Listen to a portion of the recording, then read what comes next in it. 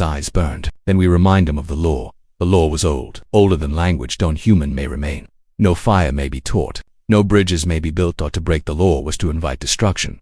But Ru had already broken it. The next day, Cora challenged him before the entire tribe in the heart of the cliffs. She stepped forward and called him by his oldest truth. You are not one of us. Ru turned to face her, calm but firm. I never said I was. You brought the fire girl. You sheltered the man. You speak their language. You dream their dreams. They are not all destroyers, Ru said. Some listen, some learn. And when they return, when others come with weapons and machines, Cora hissed, will you greet them too? Will you teach them our paths? Will you trade our gods for theirs? A silence fell. The apes waited. Then Ru spoke. If we close every door, we will be trapped in a cage of our own fear. Cora roared, not in words, but in challenge. The old law required trial by trial, not war, but a test. If Ru won, the girl and her father could stay. If he lost, they would be cast out, or worse. Ru nodded. So it would be. The trial was held at the Circle of Stones, a sacred arena hidden deep within the jungle. A place where instinct met honor and survival met tradition. No weapons, no tricks, just truth in the form of movement, memory and might. Cora lunged first. Fierce, fast, honed by decades of discipline. Ju dodged, using the flexibility of the trees, the flow of water, the unpredictability of man. He didn't match her in strength. He didn't need to. He used what she could not understand. Balance. She charged again. Ru rolled beneath her, used her momentum, flipped her with a motion he'd learned from the panthers. Cora slammed to the ground. For a moment, the world froze. Then she rose, breathing hard, blood at her lip. Her eyes met his, not with hatred, but recognition. You are not like them, she said. Ru shook his head. I'm not like you either.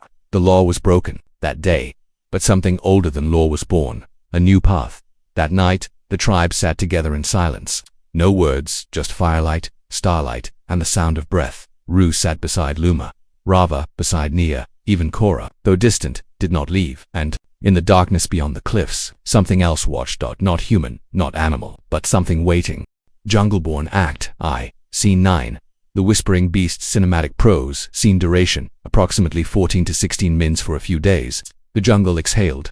Rain fell. Birds returned. Vines stretched lazily through the scorched canopy, reclaiming what was burned. The balance, fragile and flickering, had begun to mend, but beneath the roots, far beneath the soft soil and stone, something stirred.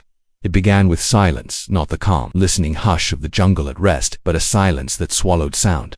No birdsong, no insects, not even the rustle of leaves. Rava noticed it first. He'd been foraging on the southern slope when the stillness hit him like a wall. No wind, no movement. Even his own breath felt too loud. Then came the smell. Rot, not fresh decay, but ancient, buried, wrong, as if the earth itself had turned in its sleep. He backed away, heart pounding, but before he could call for help, he saw the ground shift. Not crack, not break. Breathe. A bulge rose from beneath a curtain of moss and vines. Slow, deliberate. The roots around it twisted like they were trying to flee. Then the eyes opened. Amber, vast, slit like a serpent's, but deep, so deep they held centuries. The creature did not roar. It whispered, a vibration beneath the air, a presence. And Rava ran.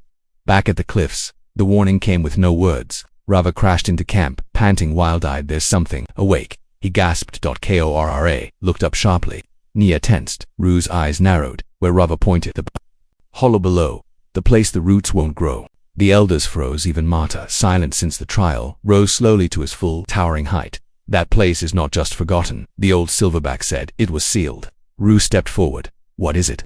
Mata's voice was low. Beast born from when man and nature first broke apart. A creature made of ruin, not of bone and blood, but of memory and punishment. A demon, Luma whispered. No, Mata said. A guardian of what? Mata looked out over the jungle of the jungle's rage. That night, the forest didn't sleep. Trees swayed, though there was no wind. The moon was veiled by storm clouds that never wept. The animals moved with unease. Deer pacing in restless circles. Owls watching without blinking. And in the deepest darkness of the jungle, the whispering beast began to move. It did not roar, it did not stomp, it simply slid. Heavy and enormous, like stone cracking under breath where it passed. Plants died where it stepped. Trees bent to avoid it. Where it watched, things trembled. Ru gathered a small group, Rava, Nia, Luma, and 2 elder apes, and left the cliffs at dawn. They moved toward the hollow below, deep into the forgotten part of the jungle where the sky barely touched the floor. They passed stones carved with warning signs, spiral glyphs, claw marks, bones hung from trees like charms. Nothing grows here, Luma whispered, stepping lightly over blackened roots. It's like the land doesn't breathe. Ahead, the path fell away into a crater of mist and crumbling rock. And at the center, it waited.